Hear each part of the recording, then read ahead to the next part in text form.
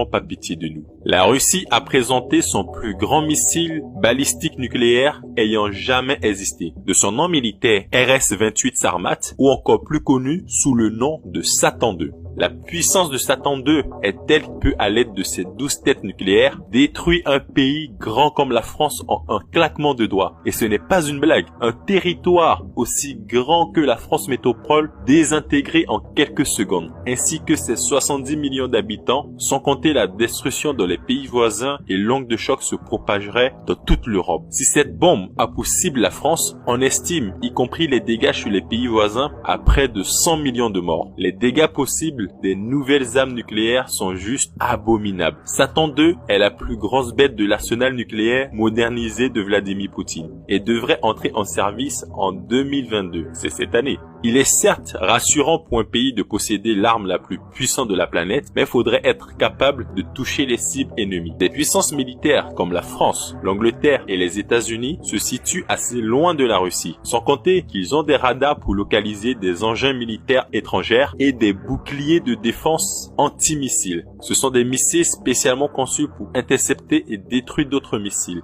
Mais c'est là que Satan II est très dangereux, voire invincible, voire invulnérable. Cette arme de 208 tonnes a une portée, à prêter vos oreilles, de plus de 18 000 km. Depuis Moscou, il est capable de toucher n'importe quel point sur la Terre. Aucun pays au monde n'est à l'abri. Même pas si vous vous abritez dans le coin le plus reculé du pôle Nord, du Sahara ou de l'Amazonie. Tous les pays européens, y compris les États-Unis, sont vulnérables à ce missile. En plus de sa puissance et de sa portée, il est équipé d'une technologie furtive pour tromper tout type de système radar ennemi. Même les radars russes sont incapables de le détecter. Il est juste un fantôme. Mais le pire n'est pas là. Aucune technologie de défense antimissile ne serait en mesure de l'arrêter. C'est un missile hypersonique de vitesse Mach 20, soit 20 fois la vitesse du son. C'est égal à plus de 25 000 km/h. Il est si rapide que aucun missile au monde ne peut l'intercepter. Il pourrait faire le trajet Moscou-Londres en 6 minutes et les trajets Moscou-New York en 14 minutes seulement. La présentation de cette arme a rendu obsolète tous les boucliers de défense antimissiles. Ils sont devenus totalement inutiles. En théorie, aucun missile de défense ne pourrait arrêter cette arme nucléaire avant qu'elle ne touche sa cible.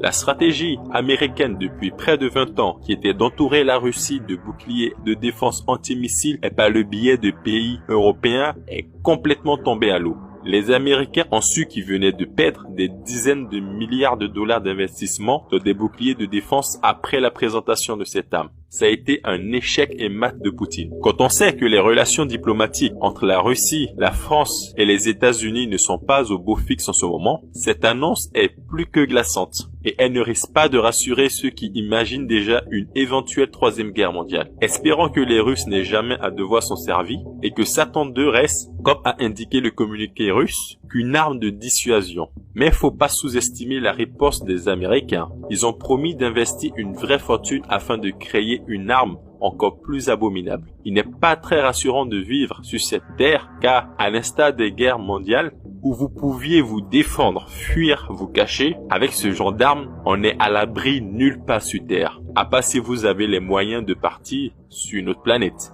Mais nous connaissons quelques personnes qui en seront capables.